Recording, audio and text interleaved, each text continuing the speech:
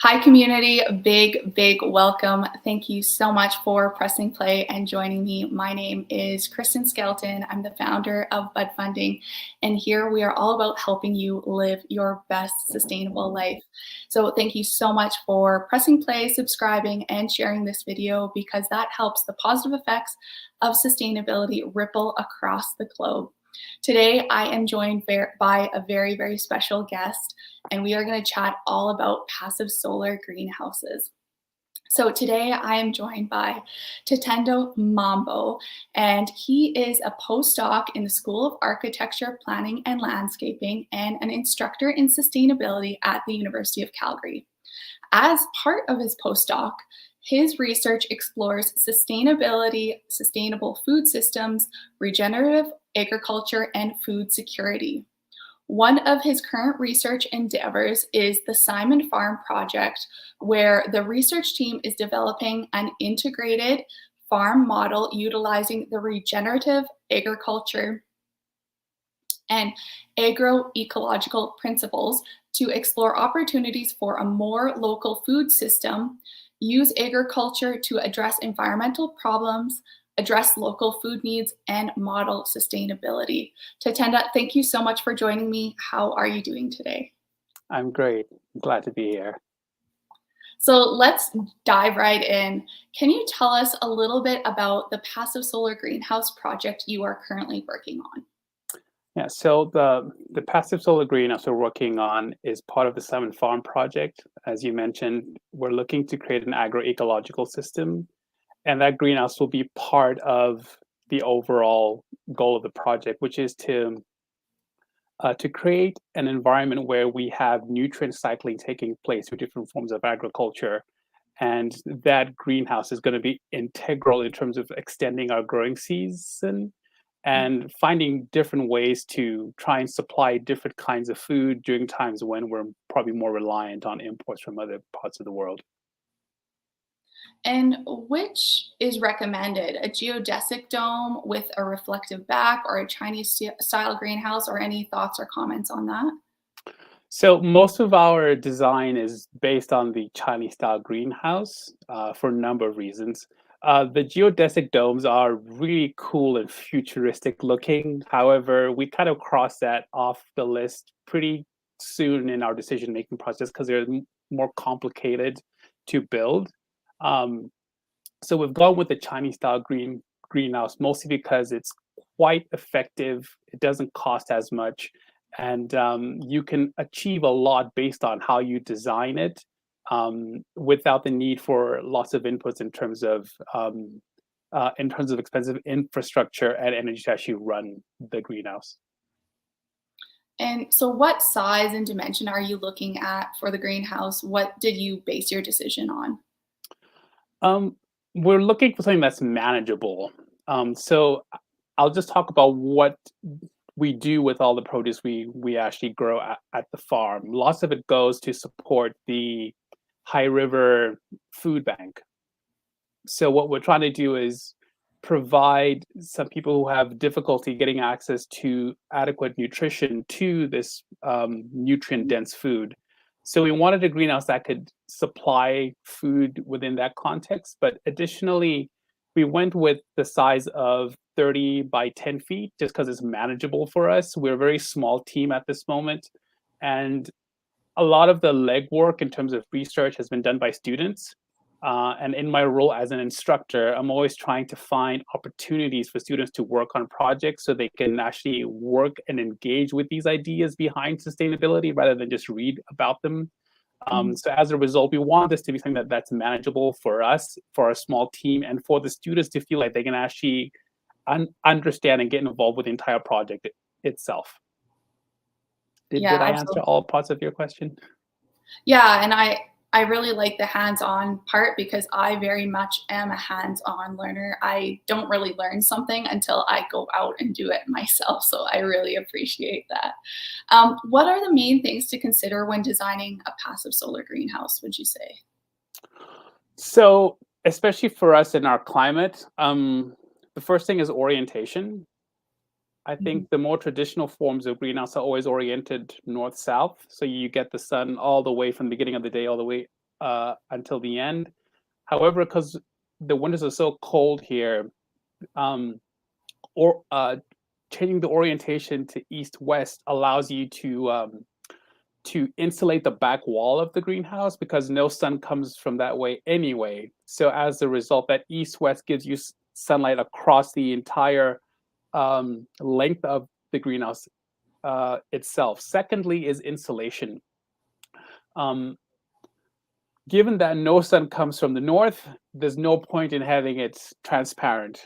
So insulation from that point is very important for the north wall, but as well for the side walls, the east and west walls. You do lose some sunlight by insulating those walls. However, the amount of insulation you get from insulating those side walls as well allows you to store more of the heat that you collect during the day. So in choosing the right types of materials to allow for that heat storage is very important. Um, and then lastly, how to deal with cooling and humidity. So especially during the summer, we'll get tons of shortwave radiation coming in, which will heat up the space. And typically you have a problem of how do we dump all this heat out? So trying to incorporate ideas of how you're gonna get rid of that excess heat. But then at the same time, making sure it's tight enough to make sure that during the winter, you don't lose that heat because of gaps. So those are the three main things I would say are important. Okay. And just for context for everyone, that greenhouse will be located in the province of Alberta in Canada. So could you, this is a big question that I know a lot of people have about the passive solar system. So maybe you could talk a little bit more about what you're looking for the heating and cooling system and how that would work. Sure. So the reason it's passive is because there's no active technology or no active mechanism to actually create heat. And what we're trying to rely on, especially here in Alberta, is this wonderful resource of the sun we get. We're one of the sunniest provinces in Canada. So in terms of heating, the sun will take care of that. In terms of cooling, the insulation and the thermal mass will also help with that. So one of the things we're going to try and do is actually dig the greenhouse into the ground about 2 feet, which will increase the thermal mass. And that thermal mass in the summer will actually help to somewhat cool it passively. And then all that thermal mass, which absorbs that solar radiation during the day, at night will start to release that. The other part of the heating comes to the insulation. Like I mentioned, during the day, that insulation will actually absorb a lot of that energy, and then at night slowly let that out. Another way we're trying to induce some cooling into the greenhouse is ventilation. We've been working with an engineer from a local insulation company, and we've researched this idea of a ventilation tower. So essentially, it works on the same principle as a chimney. So it'll have 4 sides. The 3 sides on the inside will be black, and the front side will be transparent. That's facing south. So as the sun hits that black inside, it'll cause the heat. It'll cause the air to heat up and make it want to move up because warm air rises, and that'll then allow cool air to come in through the bottom, and we'll get this this nice ventilation through that process. The other thing is to install what's called a climate battery or ground to air heat exchange system, where we'll go about 4 feet deep and lay tubing down, and then use a fan to then mechanically exchange that air, pulling the air from the top of the greenhouse where it's warmest. It'll then go underground. Will travel around 100 feet underground, then come back out of the greenhouse. So by the time it comes back out, it would have cooled down and left all that heat underground. So that way you can cool. It can give you cooling in the summer, and in the winter, it'll give you a bit of a buffer in terms of regulating the colder temperatures. Okay. And for those maybe that are just checking out this video for the very first time, this is the first time that they're learning about greenhouses. How would you define thermal mass? Uh, Thermal mass is essentially the surface area you have within the greenhouse that can absorb shortwave radiation. Um, so the deeper you'd go, the more thermal mass you'd have, and that increased thermal mass, especially as you go deeper, it has a more constant temperature. It's very hard to change the temperature of the soil or the ground. So that increased surface area allows you more surface area to actually capture shortwave radiation, which can then be released later at night. Okay. And have you come across any other like recommended technologies to use in conjunction with the greenhouse and what you've already said? There are some simple things out there. Mhm. One idea which is really cool is there are these wax cylinders, which are pistons that will open and close vents for the greenhouse without any power.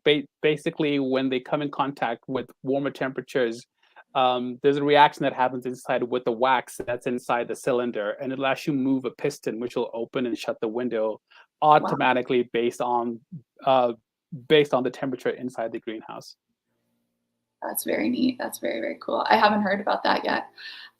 So, will the greenhouse require any power to operate? It will require some power to operate. So one for the fans to move the air. We also want to put some sensors inside the greenhouse just to keep track of things like humidity and temperature. Um, our goal for the greenhouse is to have it function for 3 of the 4 seasons during the year. But we're interested to see, you know, how warm we can keep the greenhouse even during the winter months. Um, so just to power fans, maybe some lighting, not necessarily for growing, but for lighting to perform different functions inside the greenhouse, and then to run some sensors. Okay. And where are you getting the building materials from for this project? The building materials will be sourced locally. So there are greenhouse kits you can buy from China. These solar greenhouse kits. However, we're going to try and produce it, grow it locally. As part of a class I taught last term, students did some work on this greenhouse project, basically trying to collect some information, and they were in touch with a professor from the University of Manitoba, and they have been adapting different components of the Chinese style greenhouse that are more applicable to our climate and the materials we can find here. Mm, So in China, they typically tend to use brick for the back wall. However, that's relatively expensive here in Canada. So we're trying to find local sources of different things. And as part of their research, we found mixing clay and sand will act as a good insulating layer for that back wall. Another option is to use gravel because it's very good as it's very good to act as another layer that can act as thermal storage. Um, and then we're working with a local company. I have a friend who works for an engineering company, and they make foam insulation, and they're interested in providing some foam insulation to us for this project. So we're really going to try and find local materials to put this thing together. And if other people are interested in what we've done, hopefully there's um, a method that's been developed for other people to then replicate it. mhm. Very cool. So, kind of along what you said there, I'm wondering, is there a place to buy like a pre-built passive solar greenhouse that comes with kind of all the various kits or all the various pieces you need, or at some point you're going to have to do some building from your experience? I think it's so if you want one right out of the box to assemble yourself, that is a passive solar greenhouse. I haven't come across anything like that. Okay. I know you can get them from China. You mentioned geodesic domes, and there is a company out of Ontario that sells you kits for geodesic domes that you can put together. They say you can do it yourself. I think it'll be interesting to see how easy that actually is. Yeah. But if you want to go the passive solar greenhouse based on the Chinese style, then there's nothing available. But if you're willing to explore different configurations, that company is called Arctic Acres. Okay, very cool. Optic acres. And so now with what you've done, how much or how much will it cost, I guess, to build the entire greenhouse, do you think? Will it be more expensive? And will it be more expensive to run over time, or will it remain the same to run over time in terms of cost? So in terms of cost, we have a budget of 70,000, and we're expecting that should be enough to construct everything and have it functional. Um, Over time, there'll be some replacement costs. One of the advantages of the Chinese greenhouse is that the actual maintenance of the structure is not onerous, which is why it's a very affordable approach to building a greenhouse.